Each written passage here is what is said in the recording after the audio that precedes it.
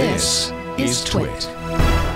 All right, folks, you have probably heard by this time about everything that TikTok is going through right now. If you haven't, then maybe you're one of the folks that's just like, I want nothing to do with TikTok. I don't know what it is. I don't want to know what it is. And that's understandable. But the fact is, TikTok is a huge social sharing app, and it is incredibly important to quite a few people. And that is why it has been at the center of many a conversation in these past weeks.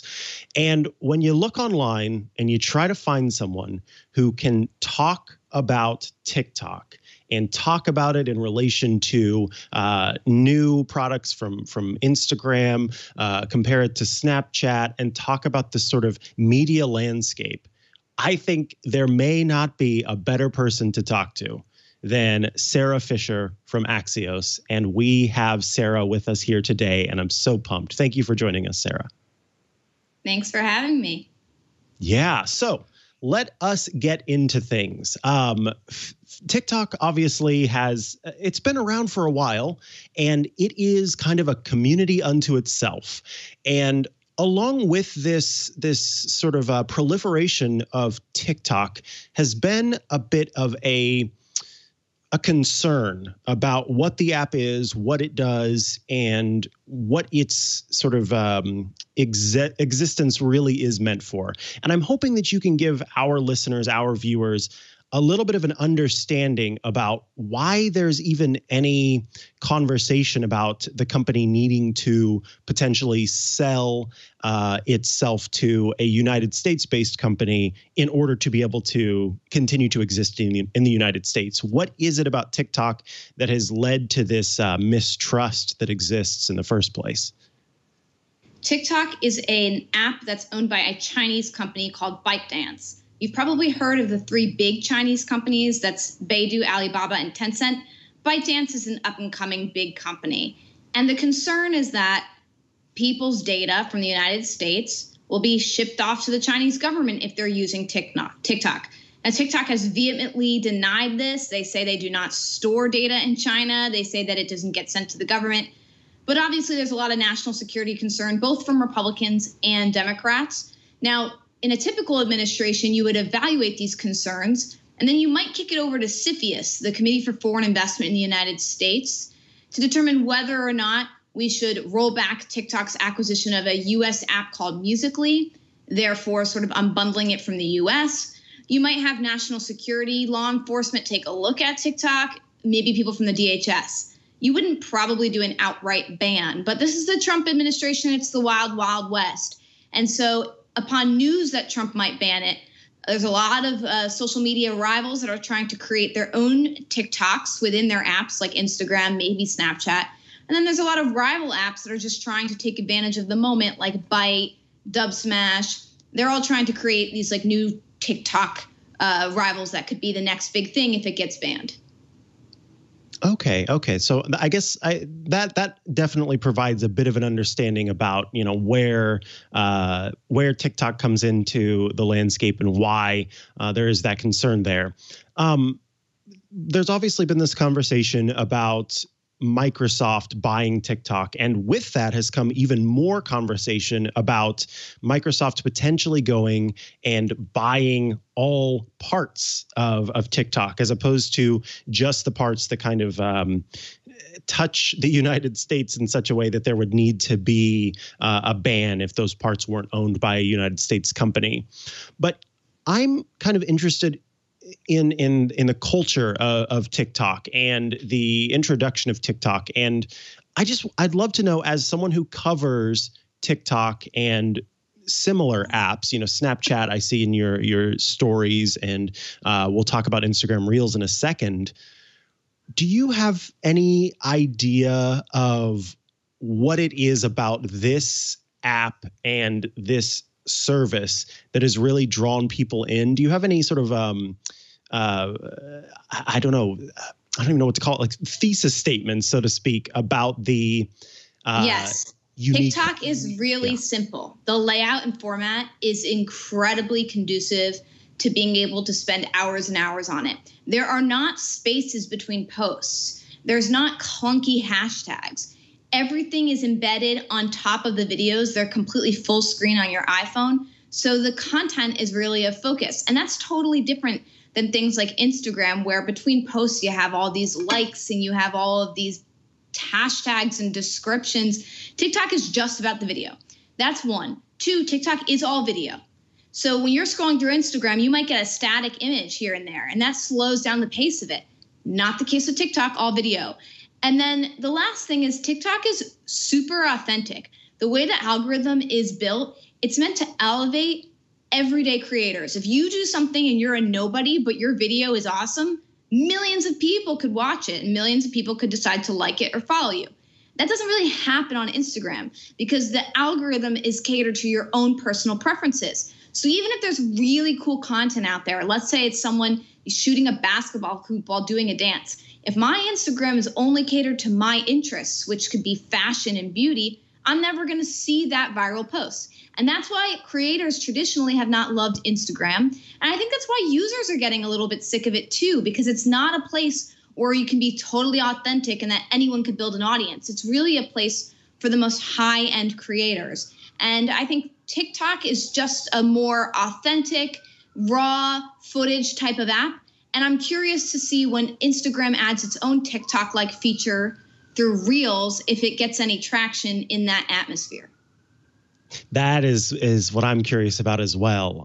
We've seen Instagram in the past very clearly come forth and say, yeah, we added Instagram stories because Snapchat's stories feature was great, and why not copy things that are good that we could add to our app?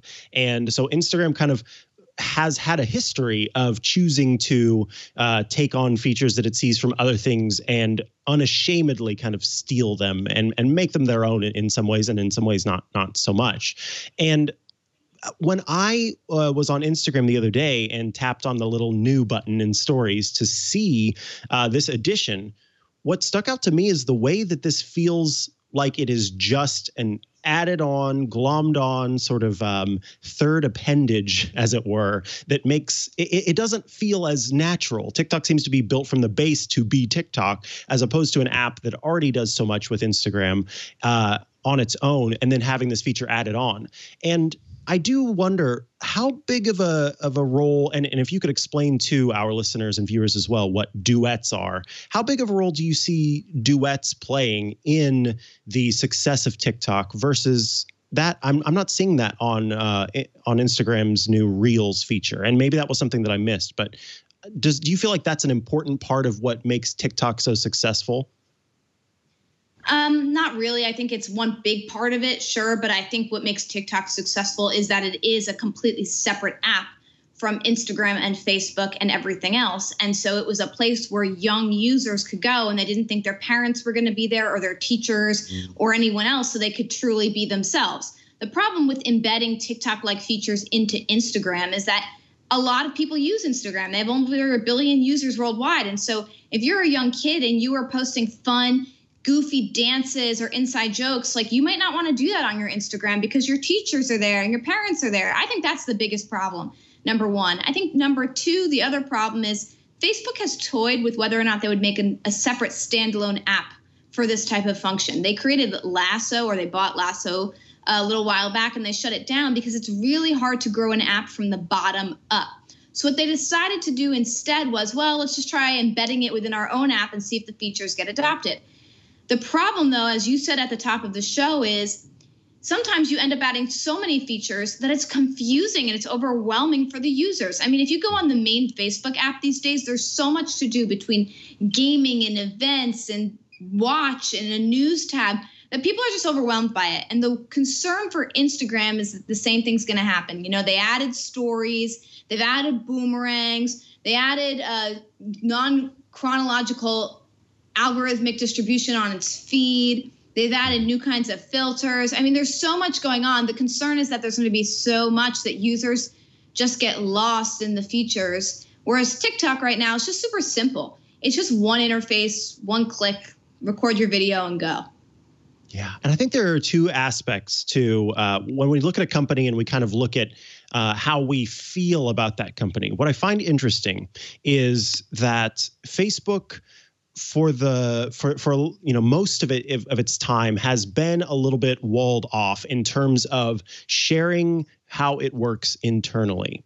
And despite that, until I would say the Mark Zuckerberg press conference, or not the press conference, but him going to Congress and having to speak, up to that point, the large side of the community, folks outside of the tech space maybe didn't have as much mistrust for Facebook as they did after that hearing took place. Meanwhile, there's been this weird misunderstanding maybe or fear about what TikTok does and what it has to offer. And yet TikTok, as you covered this, TikTok's new CEO says the company will reveal how its algorithms work. Then it came out with more information about what it does and what it doesn't do and what data it shares where. And it's interesting to me how TikTok seems to lay all of this bare and becomes more of an example of what you would want from a social media company from the aspect of privacy and data protection. And Facebook on the other side, being known as a company that is a data broker in the way that folks go on the platform, they pay to have their ads distributed to certain individuals.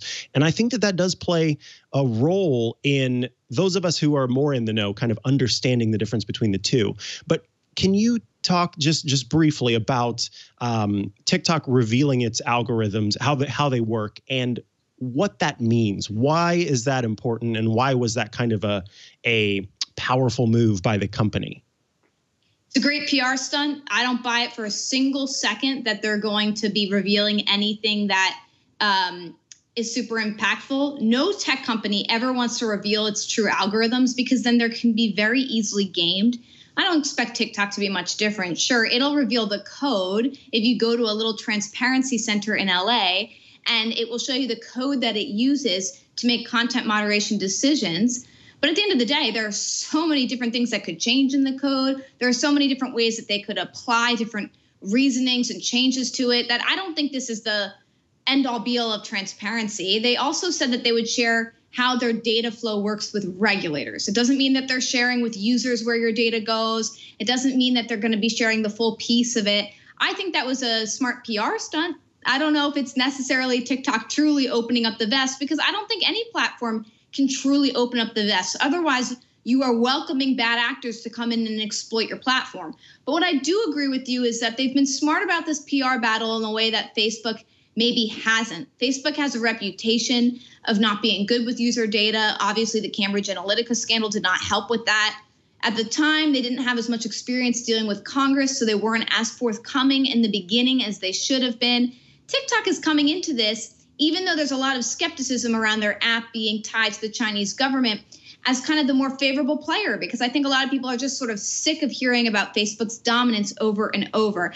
And so I think the bottom line here is that all these companies have to do a better job about being transparent about content moderation and data and all of that. But really what we're going to need is smart congressional investigations, smart oversight of these platforms by the government if we really want to get down to what they're actually doing. Don't expect these platforms to be forthcoming and show you everything. From a business perspective, they can't.